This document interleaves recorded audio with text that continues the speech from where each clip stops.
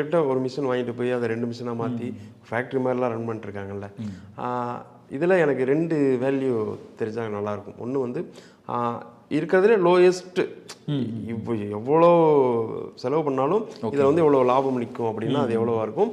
இல்லை உங்ககிட்ட வாங்கினதுலேயே இருக்கிறதுலே ஹையஸ்ட்டு மாதத்தில் வந்து எனக்கு இவ்வளோ லாபம் வருதுப்பா அப்படின்னு அந்த 2 வேல்யூ சொல்ல முடியும். நிச்சயமாக சார். இப்போது ஸ்டார்டிங்கில் எல்லாராலையுமே அவ்வளோ ஆர்டர் எடுக்க முடியாது. மதுரையில் வந்து பார்த்திங்கன்னா சின்ன சின்ன ஷாப் மாதிரி பண்ணிகிட்ருக்காங்க சார். இப்போ வீட்டிலே இடியாப்பம் செஞ்சுட்டு ஒரு சின்ன பாத்திரத்தில் இடியாப்பம் கொண்டு வருவாங்க.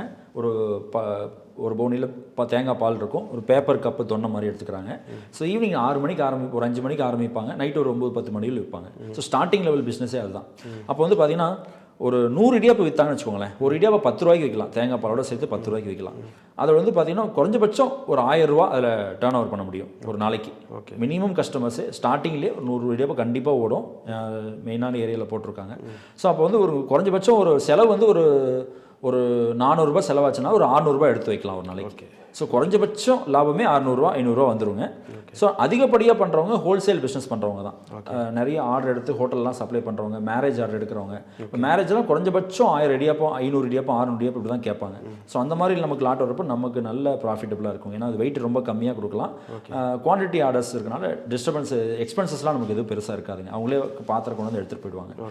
ஸோ சுற்றி இருக்கிற ஹோட்டல் ஆர்டர்லாம் எடுக்கிறவங்க பார்த்தீங்கன்னா இப்போ எங்களுக்கு வேலூரில் நிறைய கஸ்டமர்ஸ் இருக்காங்க. டெய்லி 2000 இடியாப்பம் போடுவாங்க. நைட்டு 10 மணிக்கு ஆரம்பிச்சாங்கன்னா காலையில் 7 மணி வரலும் ஓட்டுவாங்க மிஷின் எந்த ஹீட்டும் ஆகாது. ஒரு நாளைக்கு 2000 இடியாப்பம் டெய்லி, ஒரு மணி நேரத்தில் 400 இடியாப்பம் போடலாம் மிஷினில். 4 மணி நேரம் போட்டாலும் 5 மணி நேரம் போட்டாலும் போதும். காலையில் 5 மணி வரைக்கும்னா ஆமாங்க, அவ்வளோ நேரம் பண்ணுவாங்க. ஏன்னா காலையில் டிமாண்ட் அதிகம், 7 மணிக்கு இடியாப்பம் கொடுக்குறவங்க ரொம்ப கம்மிங்க. ஏன்னா பகலில் இடியாப்பம் கொடுக்குறதுக்கு நிறைய பேர் இருக்காங்க. ஸோ எது வந்து இப்போ ஒரு சில ஊரில் வந்து பார்த்தீங்கன்னா நைட்டில் ஆட்டோ ஓட்டுவாங்க. ஏன்னா நைட்டில் அந்த தேவைப்படும், அந்த டைமில் ஆட்டோக்காரங்க இருக்க மாட்டாங்க. அந்த மாதிரி தான் இடியாப்பம் வந்து பகலில் கொடுக்குறதுக்கு நிறைய க்ரௌட் இருக்குங்க. காலையில் 7 மணிக்கு கொடுக்கறதுக்கு ஆள் கிடையாது. அதனால் நிறைய பேர் நைட் ஒர்க் பண்ணுவாங்க. ஸோ அப்போல்லாம் பார்த்தீங்கன்னா ஒரு காலையில் 2000 இடியாப்பம் ரெடியாக இருக்கும். அந்த மாதிரி டெய்லி 2000 இடியாப்பம் போகிற கஸ்டமர்ஸ்லாம் இருக்காங்க. அவங்களாம் மாதத்தில் நிறைய சம்பாதிக்கிறாங்க. 30,000 40,000க்கு மேலே சம்பாதிக்கிறவங்களாம் இருக்காங்க. அதாவது எல்லா செலவும் போக.